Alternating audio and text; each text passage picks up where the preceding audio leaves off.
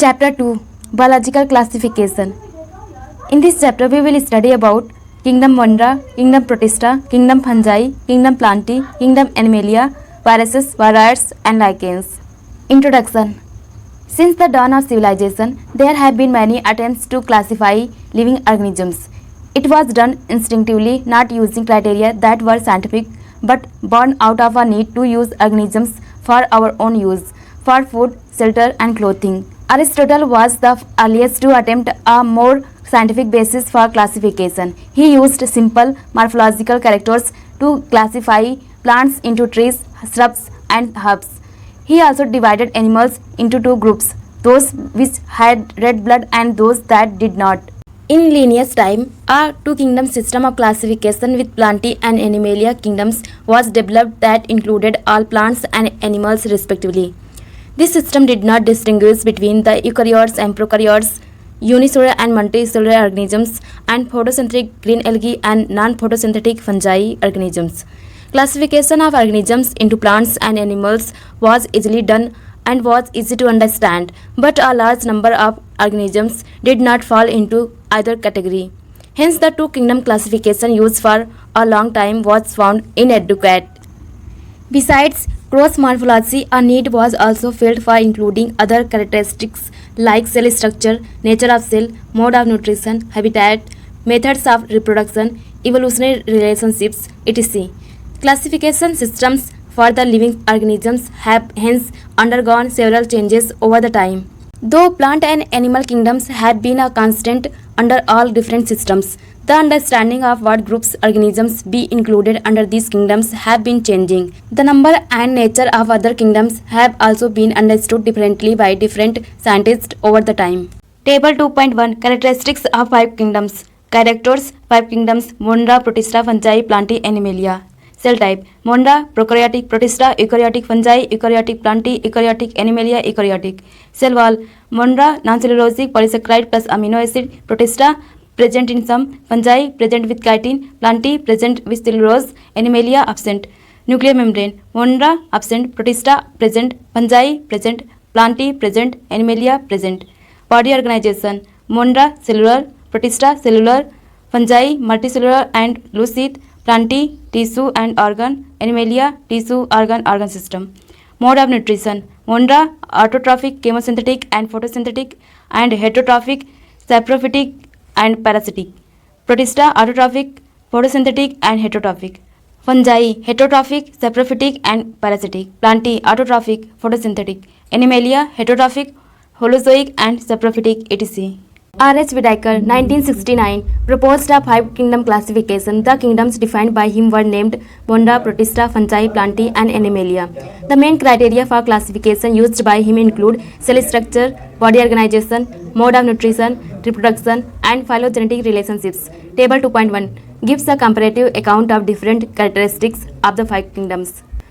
The 3-domain system has also been proposed that divides the kingdom Monera into 2 domains, leaving the remaining eukaryotic kingdoms in the 3rd domain and thereby a 6-kingdom classification. You will learn about this system in detail at higher classes. Let us look at this 5-kingdom classification to understand the issues and considerations that influence the classification system.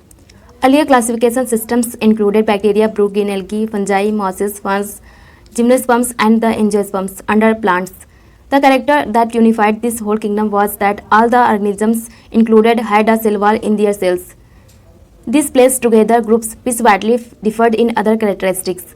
It brought together the prokaryotic bacteria and the blue-green algae cyanobacteria with other groups which were eukaryotic. It also grouped together the unicellular organisms and the multicellular ones.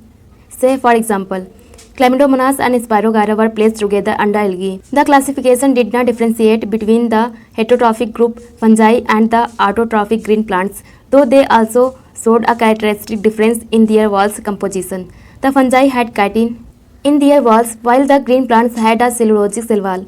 When such characteristics were considered, the fungi were placed in a separate kingdom, Kingdom Fungi. All prokaryotic organisms were grouped together under Kingdom Monera, and the unicellular eukaryotic organisms were placed in the Kingdom Protista.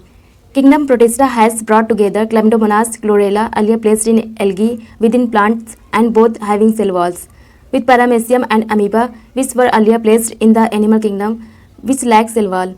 It has put together organisms which, in earlier classifications, were placed in different kingdoms. This happened because the criteria for classification changed. This kind of changes will take place in future too, depending on the improvement in our understanding of characteristics and evolutionary relationships.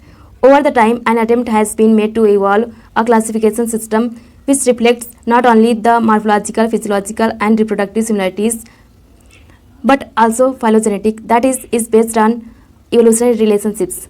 In this chapter, we will study characteristics of kingdoms Monera, Protista, and Fungi of the Vitica system of classification. The kingdoms Plantae and Animalia, commonly referred to as plant and animal kingdoms, respectively, will be dealt separately in chapters 3 and 4. Kingdom Monera. Bacteria are the sole members of the kingdom Monera. They are the most abundant microorganisms. Bacteria occur almost everywhere. Hundreds of bacteria are present in a handful of soil. They also live in extreme habitats such as hot springs, deserts, snow, and deep oceans where very few other life forms can survive. Many of them live in or on other organisms as parasites. Bacteria are grouped under 4 categories based on their shape: the spherical coccus, plural cocci; the rod-shaped bacillus, plural bacilli; the comma-shaped vibrium, plural vibrio; and the spiral spirillum, plural spirilla. Figure 2.1. Though the bacterial structure is very simple, they are very complex in behavior. Compared to many other organisms, bacteria as a group show the most extensive metabolic diversity. Some of the bacteria are autotrophic, that is, they synthesize their own food from inorganic substrates. They may be photosynthetic autotrophic or chemosynthetic autotrophic. The vast majority of bacteria are heterotrophs, that is, they depend on other organisms or on dead organic matter for food. Archaebacteria. These bacteria are special since they live in some of the most harsh habitats such as extreme salty areas, halophils, hot springs, thermostophils, and marshy areas, methanogens. Archaebacteria differ from other bacteria in having a different cell wall structure, and this feature is responsible for their survival in extreme conditions. Methanogens are present in the gut of several ruminant animals such as cows and buffaloes, and they are responsible for the production of methane biogas from the dung of these animals. Eubacteria. There are thousands of different eubacteria or true bacteria. They are characterized by the presence of a rigid cell wall and, if motile, a flagellum. The cyanobacteria, also referred to as blue-green algae, have chlorophyll A similar to green plants and are photosynthetic autotrophs. Figure 2.2. The cyanobacteria are unicellular, colonial or filamentous, freshwater or marine or terrestrial algae. The colonies are generally surrounded by gelatinous sheath. They often form blooms in polluted water bodies. Some of these organisms can fix atmospheric nitrogen in specialized cells called heterocysts. Example, nostoc and anabina. Chemosynthetic autotrophic bacteria oxidize various inorganic substances such as nitrates, nitrites, and ammonia and use the released energy for their ATP production. They play a great role in recycling nutrients like nitrogen, phosphorus, iron, and sulfur. Heterotrophic bacteria are most abundant in nature. The majority are important decomposers. Many of them have a significant impact on human affairs. They are helpful in making curd from milk, production of antibiotics, fixing nitrogen in legume, roots, etc. Some are pathogens causing damage to human beings, crops, farm animals, and pets. Cholera, typhoid, tetanus, citrus cancer are well-known diseases caused by different bacteria. Bacteria reproduce mainly by fission, figure 2.3. Sometimes, under unfavorable conditions, they produce spores. They also reproduce by a sort of sexual reproduction by adopting a primitive type of DNA transfer from one bacterium to the other. The mycoplasma are organisms that completely lack a cell wall. They are the smallest living cells known and can survive without oxygen. Many mycoplasma are pathogenic in animals and plants. Kingdom Protista. All single-celled eukaryotes are placed under Protista, but the boundaries of this kingdom are not well defined. What may be a photosynthetic protestant to one biologist may be a plant to another. In this book, we include chrysophytes, dinoflagellates, iglenoids, slime molds, and protozoans under Protista. Members of Protista are primarily aquatic. This kingdom forms a link with the others dealing with the plants, animals, and fungi. Being eukaryotes, the protestant cell body contains a well-defined nucleus and other membrane-bound organelles. Some have flagella or cilia. Protists reproduce asexually and sexually by a process involving cell fusion and zygote formation. Chrysophytes. This group includes diatoms and golden algae desmids. They are found in freshwater as well as in marine environments. They are microscopic and float passively in water currents, plankton. Most of them are photosynthetic. In diatoms, the cell walls are formed two thin overlapping cells which fit together as in a soap box. The walls are embedded with silica and thus the walls are indestructible. Thus, diatoms have left behind large amount of cell wall deposits in their habitat. This accumulation over billions of years is referred to as diatomaceous earth. Being gritty, this soil is used in polishing, filtration of oils and syrups. Diatoms are the chief producers in the oceans. Dinoflagellates. These organisms are mostly marine and photosynthetic. They appear yellow, green, brown, blue or red depending on the main pigments present in their cells. The cell wall has stiff cellulose plates on the outer surface. Most of them have two flagella. One lies longitudinally and the other transversely in a furrow between the wall plates. Very often red dinoflagellates, example goniolax, undergo such rapid multiplication that they make the sea appear red tides. Toxins released by such large numbers may even kill other marine animals such as fishes. Euglenoids.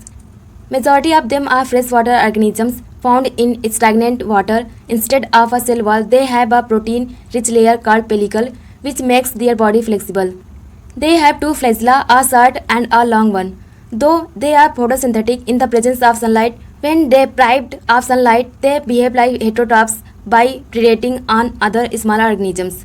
Interestingly, the pigments of euglenoids are identical to those present in higher plants. Example, euglena, figure 2.4b. Slime molds.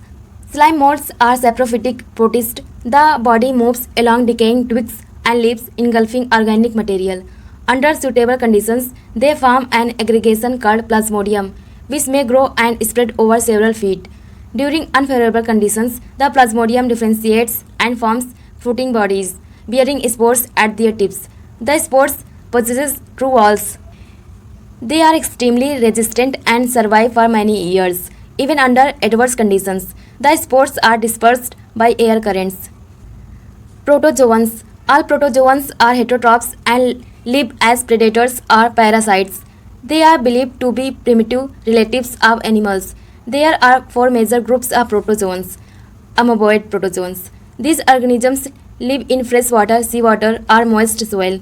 They move and capture their prey by putting out pseudopodia, false feet as in amoeba. Marine forms have silica cells on their surface. Some of them such as entamoeba are parasites.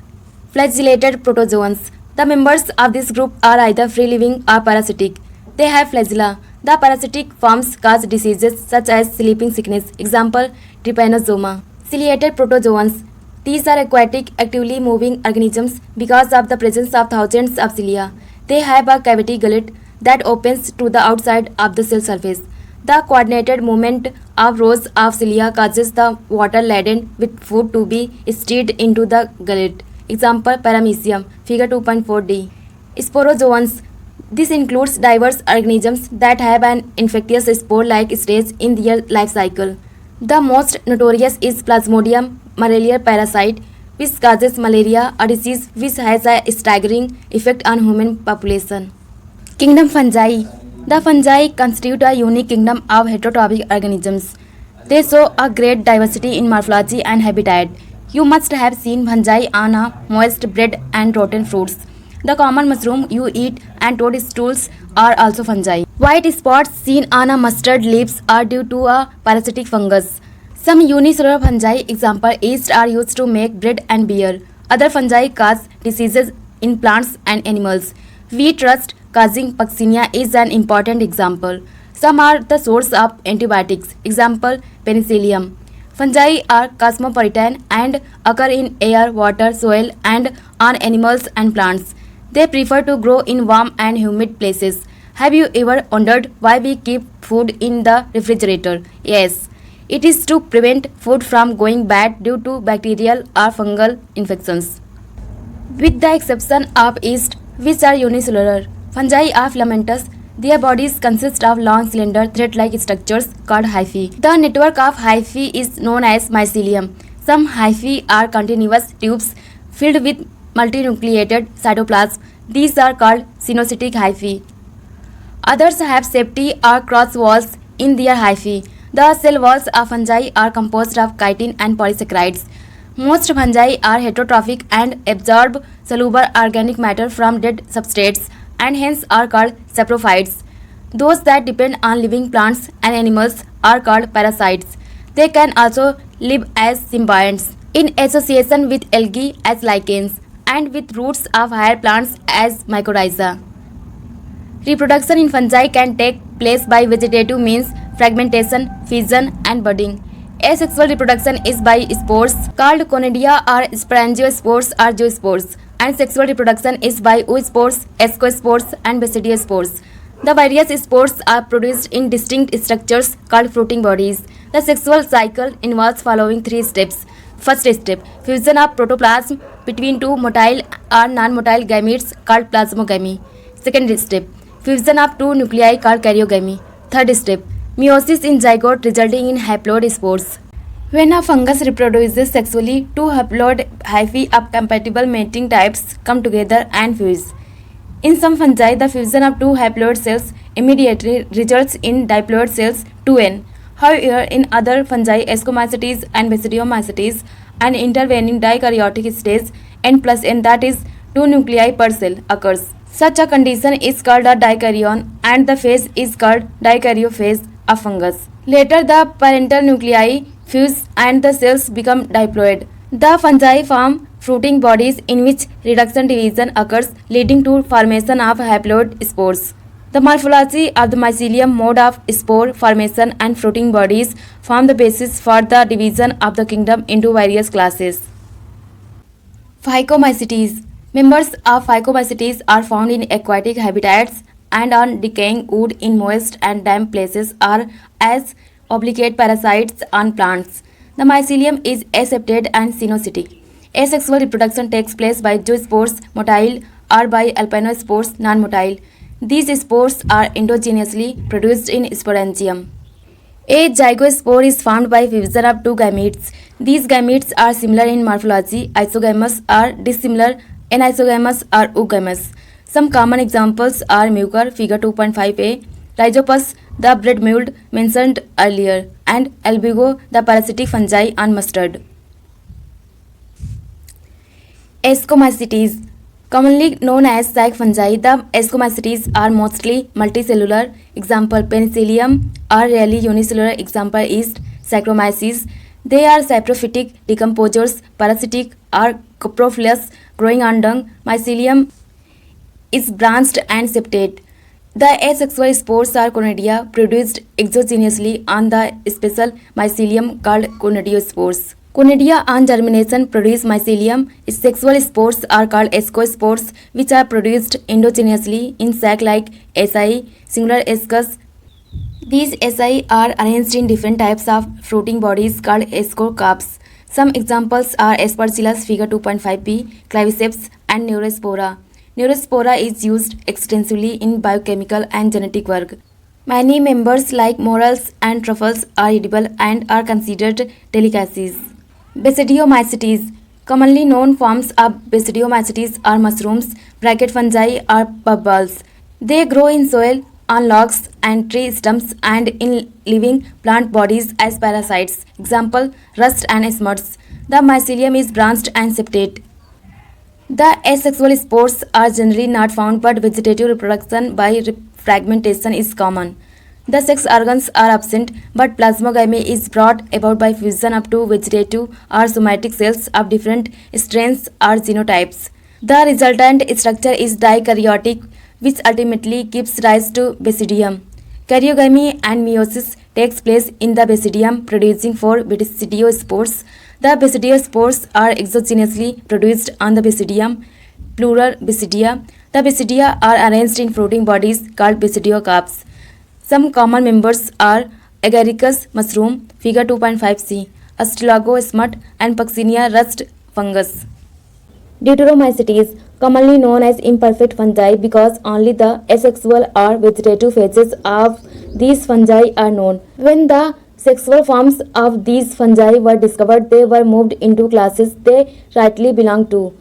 It is also possible that the asexual and vegetative states have been given one name and placed under Deuteromycetes, and the sexual states another and placed under another class. Later, when the linkages were established, the fungi were correctly identified and moved out of Deuteromycetes. Once perfect sexual stages of members of Deuteromycetes were discovered, they were often moved to Ascomycetes and Basidiomycetes. The Deuteromycetes reproduce only by asexual spores known as conidia. The mycelium is septate and branched. Some members are saprophytes or parasites, while a large number of them are decomposers of litter and help in mineral cycling. Some examples are Alternaria, Cortotrichum, and Trichoderma. Kingdom Plantae. Kingdom Plantae includes all eukaryotic chlorophyll-containing organisms commonly called plants. A few members are partially heterotrophic, such as the insectivorous plants or parasites. Bladderwort and Venus flytrap are examples of insectivorous plants, and Cuscuta is a parasite. The plant cells have an eukaryotic structure with prominent chloroplast and cell wall mainly made of cellulose. You will study the eukaryotic cell structure in detail in Chapter 8. Plantae includes algae, bryophytes, pteridophytes, gymnosperms, and angiosperms. Life cycle of plants has two distinct phases, the diploid sporophytic and the haploid gametophytic, that alternate with each other. The lengths of the haploid and diploid phases and whether these phases are free living or dependent on others vary among different groups in plants. This phenomena is called alternation of generation. You will study further details of this kingdom in Chapter 3. Kingdom Animalia. This kingdom is characterized by heterotrophic eukaryotic organisms that are multicellular and their cells lack cell walls. They directly or indirectly depend on plants for food. They digest their food in an internal cavity and store food reserves as glycogen or fat. Their mode of nutrition is holozoic, by ingestion of food. They follow a definite growth pattern and grow into adults that have a definite shape and size. Higher forms show elaborate sensory and neuromotor mechanism. Most of them are capable of locomotion. The sexual reproduction is by copulation of male and female followed by embryological development. Silent features of various phyla are described in Chapter 4. Viruses, virides, prions, and lichens. In the 5 kingdom classification of Whitaker, there is no mention of lichens and some acellular organisms like viruses, virides, and prions. These are briefly introduced here. All of us who have suffered the ill effects of common cold or flu know what effects viruses can have on us, even if we do not associate it with our condition.